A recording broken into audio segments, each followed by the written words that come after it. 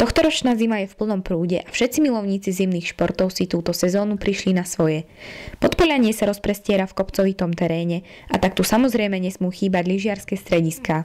K výborným lyžiarským podmienkam dopomohlo v prvom rade počasie v minulých týždňoch, keď mínusové teploty dosahovali rekordy za posledných 30 rokov.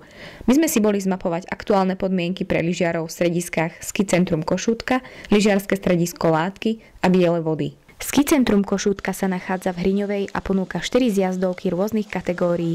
Najdlhší vlet meria 1140 metrov a svoje ratolesti môžete zveriť do rúk inštruktorov v lyžiarskej škole. Vyspovedali sme návštevníkov z jazdovky, ako sú spokojní s lyžovaním a ako hodnotia sezónu. Na to, že som tu prvýkrát v tejto sezóne, tak je to super. Myslím si, že dopomohla hlavne tá dobrá zima.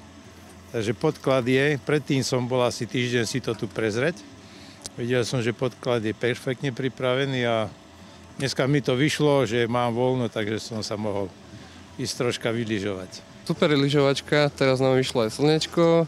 Sme tu na lyžiarskom zájazde s deckami zo základnej školy v Nitre Benkova a sme tu prvýkrát a veľmi sa nám tu páči.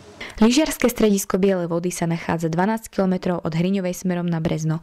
Lyžiarom sú k dispozícii 2 vleky a svah je pravidelne upravovaný.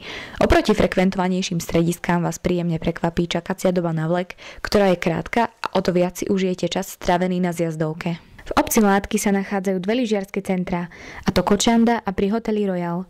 Obe strediská sú výborné na rodinnú lyžovačku, sú vhodné aj pre menej statných lyžiarov a pravidelne sa tu organizujú lyžiarske výcviky.